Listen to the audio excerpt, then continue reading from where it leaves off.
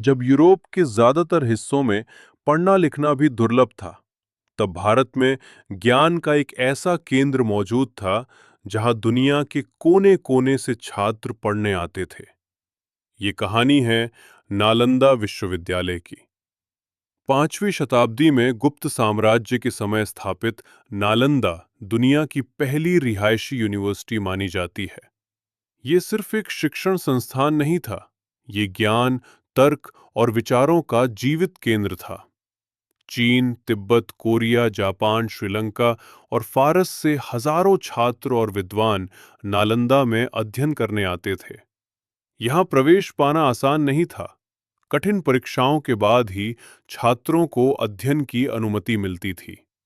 नालंदा में दर्शन शास्त्र, गणित, खगोल विज्ञान, चिकित्सा, व्याकरण और तर्कशास्त्र पढ़ाया जाता था।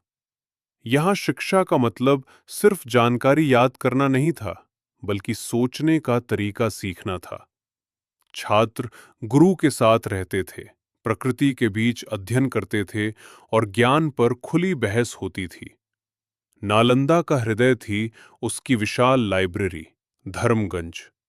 धर्मगंज में 9 लाख नहीं, बल्कि 90 लाख से भी अधिक पांडुलिपियां थीं। ये दुनिया का सबसे बड़ा ज्ञान भंडार माना जाता था। कहा जाता है कि इस लाइब्रेरी में मौजूद किताबों में विज्ञान, चिकित्सा, गणित और दर्शन के ऐसे ज्ञान थे जो अपने समय से सैकड़ों साल आगे थे। लेकिन इतिहास हमेशा ज्ञान का सम्मान नहीं करता। 12वीं शताब्दी में नालंदा पर आक्रमण हुआ।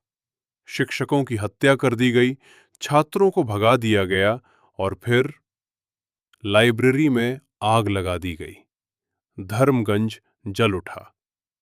इतिहासकारों के अनुसार नालंदा की किताबें महीनों तक जलती रहीं। उस दिन सिर्फ इमारतें नहीं जलीं, उस दिन हजारों साल का संचित ज्ञान राख बन गया। ज्ञान की वो लौ जो पूरी दुनिया को रोशनी दे सकती थी, हमेशा के लिए बुझा दी गई।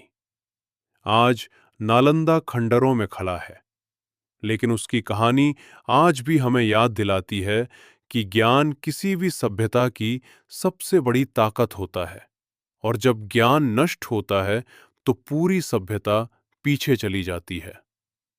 इतिहास को याद रखना इसलिए जरूरी है ताकि वही गलती दोबारा ना दोहराई जाए। अगर आपको ऐसी इतिहास की सच्ची और अनसुनी कहानियां पसंद है तो चैनल को सब्सक्राइब करें, क्योंकि जब तक ज्ञान जीवित है, सभ्यता जीवित है।